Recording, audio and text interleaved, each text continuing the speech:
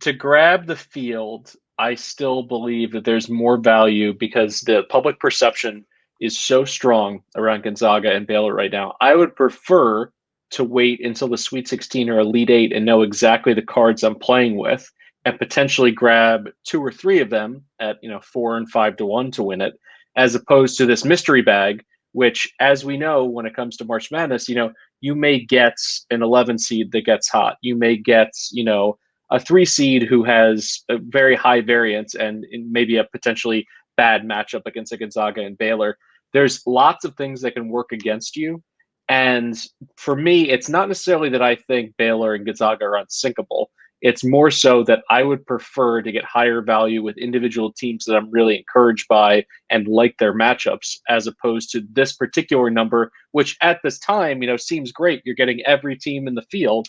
But let's be honest, there's about, the 68 teams, I don't know, 45 that I have no interest whatsoever in them heading at, head to head against Baylor or Gonzaga. And then there's a bunch of teams of varying degrees that if everything clicks, maybe I'm a little bit warmer on. But I'd prefer to wait it out because I do think as Gonzaga and Baylor march to the Final Four and the championship game, it's only going to strengthen the public perception that they're unbeatable, which it's not true. I mean, given the fact that, college basketball has seen Larry Johnson's UNLV team lose in a national title game. They were one of the greatest teams of all time. I don't think either Baylor or Gonzaga are on that level. That's not to say that I don't think they're incredible basketball teams. The way that you frame the question, I prefer to wait.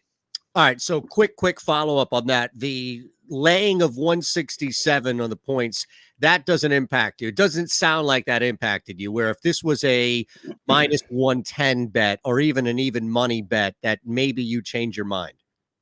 No, I would rather, talk myself into two or three teams and then get that +4, +5, +6 to 1 kind of action, as opposed to, as I said, these bets are set up for the public that hasn't put a whole lot of thought into it.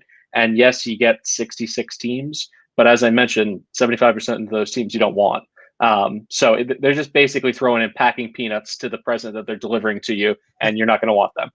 Gonzaga and Baylor both to make the Final Four, and this is the complete opposite of what you just laid out, is minus 150. So you're laying less juice on that than the obvious one, right? Yeah, for that one, once again, I would prefer to see how the brackets actually break down, because you can get yourself in a spot where there could be some misseeding in that 4 to 5 to 6 range, where for no fault of their own, Gonzaga or Baylor potentially have a challenging game in that Sweet 16 spot against a 4 or 5 seed. So it's not something I necessarily would say no to out of hand, but I'm certainly not going to make it before I know what the regions look like. All right, now we move into the two that are the positive returns. At East Breeze on Twitter, Michael Calabrese joining us on the Dr. Glatt Regrow Your Hairline. Dr. Paul Glatt, Philadelphia's leading hair restoration doctor. Gonzaga or, now we're in the or, right? Back to that or. Baylor to win it, and now it's plus 120. I'm thinking this is probably one worth taking that you could hedge. At least you're locking in, because here's what I'm thinking, Michael, is I don't know how much that changes or if it simply goes away once the inevitable Baylor and Gonzaga win their conference tournaments and they maybe look even stronger. I'm not sure that they're going to pull this, although, Fox Bet can get a little squirrely with how long they have things live and when they go ahead and pull them. But once again, you look at just their numbers. Gonzaga's 5-2, Baylor's 3-1. Why not just bet those straight up as opposed to taking this package deal? It's pretty close when you end up and go through the arithmetic, but to be honest, the number I had in my head for this would be plus 160, plus 170. And this is a good, teaching moment that may seem like splitting hairs to people that are, betting 2 or 3 games a week. But when you're betting volume over the course of the season, plus 120 to plus 175, that's a pretty big difference. And you want to make sure that you're not getting bad numbers, not getting the short end of the stick. So while that's directionally moving towards, interesting me, it's still not quite at the level where I pull the trigger. Last one, and this one is gigantic.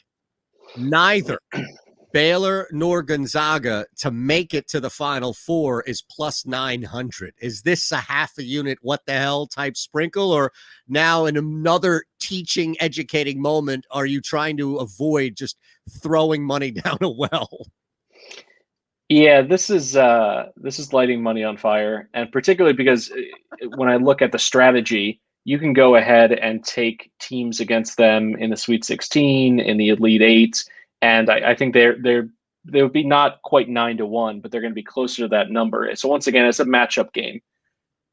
Gonzaga, if they play with a team that is top 100 in tempo, they're going to run them off the floor, with maybe the exception of two or three teams in the entire country. So really, you need a version, a collegiate basketball version of like the triple option, where it's like you're going to slow the game down, you're going to make every possession count. Loyola Chicago is that team of interest to me, where right now the mock brackets have them on the 8 line, which I think is ridiculous because they're not in that class of teams. You're talking about Wisconsin, who's lost 6 of 8, also on the 8 line, teams like Clemson.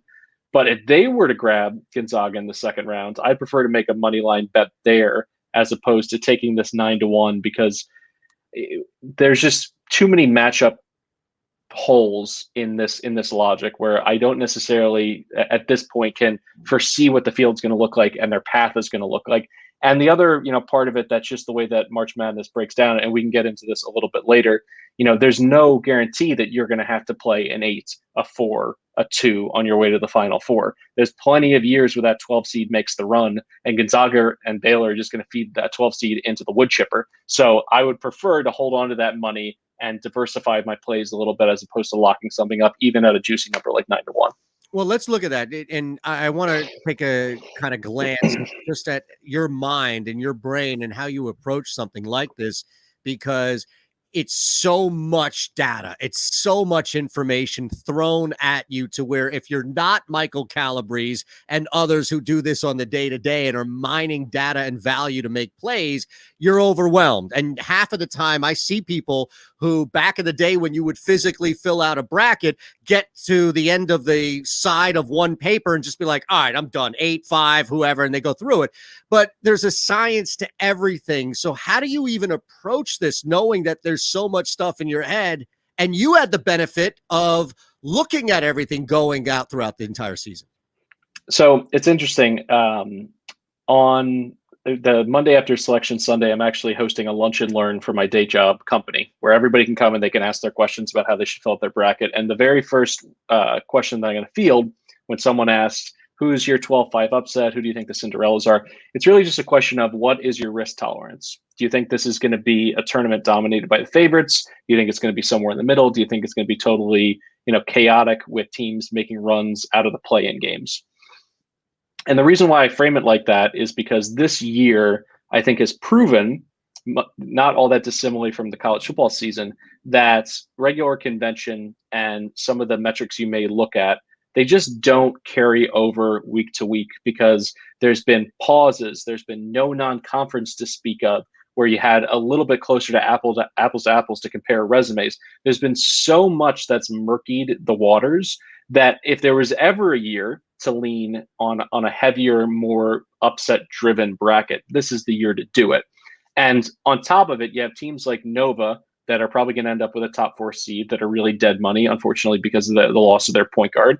Alabama has proven that they're good enough to, make the Elite Eight, make the Final Four. They can also lose in the first round because they're so dependent on 3-point shooting. You can just go down the line of these, really starting at the 2 seed. Is anyone comfortable with Iowa winning 2 games and getting out of the first weekend? And they're for sure a 2 seed. Right. And I think this just goes to show that in, given years, usually you feel really good confidence about just advancing those 1 and 2 seeds right to the Sweet 16 and then building your bracket the rest of the way. As someone who's looked at the numbers and watched way more basketball than I usually admit in mixed company, unfortunately, this is a year where there's very few teams that just instill confidence through and through. Michigan's going to have a number 1 seed. They've laid a few eggs just in the last week. Not the right time to be doing that. And you can talk your way in and out of teams. You can say they already clinched the Big Ten, and that's why they took their foot off the gas a little bit. That's fair, but there's also a confidence issue here. And there's also confidence in the teams playing them.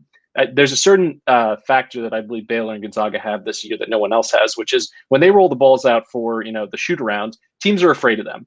Teams know that Gonzaga can score 100 points, and if they don't play their A game, they're going to lose, and that leads to a little bit of tension. Baylor is so, diversified in terms of their offensive skill sets, and they have, 4 and 5 guys who can go for double digits. There's no game plan in the other locker room to say, we're going to stop Macio Teague, we're going to stop Jared Butler, and we're going to win the game because of that. There's other guys who can pop up.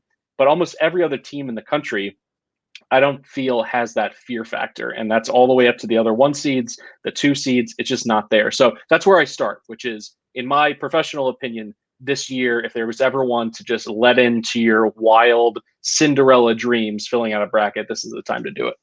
All right. So before we look at actual action, I need to just try and navigate through all of this murky gray area that you laid out in college and why it's such a crazy year. Michigan, I'm tempted to think that it's Michigan. So let me take them out. Or maybe if they are, remind us that they are, and then go with a different team. Who outside of Gonzaga and Baylor is the biggest trap that's going to fool everybody this year? And you know it, Michael Calabrese of the Action Network, Saturday Down South at East Breeze, that everybody's going to fall into this trap. So in terms of a team that they believe is going to make a deep run, that's actually primed to step on a landmine in the first weekend. Losing in the Sweet 16. It's just that level of, oh my goodness, are you serious? That team lost then? Who's that big trap? So a few teams come to mind. First, I bundled together Iowa and Alabama because they are so 3-point dependent. Even though Iowa has Luka Garza, you would think that they'd be more diversified offensively. But they're a team that could shoot 7 for 28 from 3-point range and be out in the very first round. Alabama is very similar in the same way. They take and make more threes than anyone in the country.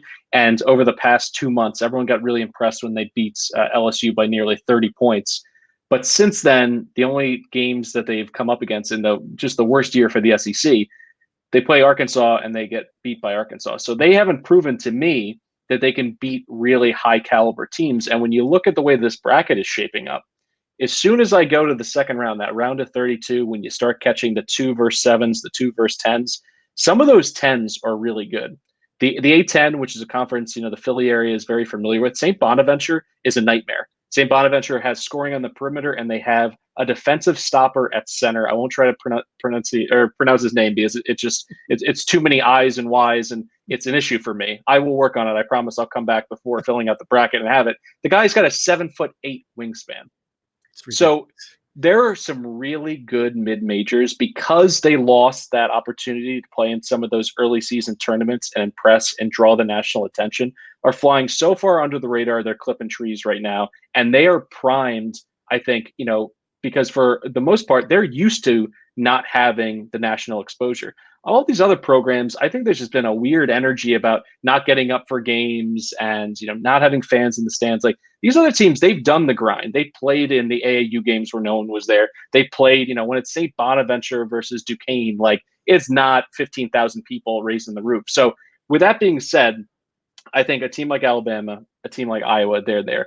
Creighton, unfortunately, because their head coach, put his foot in his mouth and said something incredible for so many reasons in 2021, and now he's on administrative leave. That just took a team that could have been a sleeper for the Final Four. I think they have head trash, to use a sales term. There's just way too much getting in the way of doing their job to get out of the first weekend with any confidence. So that's 3 teams right there. Kansas, they just announced that McCormick's not going to be playing in the Big 12 tournament. They're a team that I think could have really benefited from a deep run in the Big 12 tournament, using that as a springboard. And they are a blue blood, a name brand that most people are going to say, I've certainly seen great Kansas teams before. I'm going to put them on to my Sweet 16.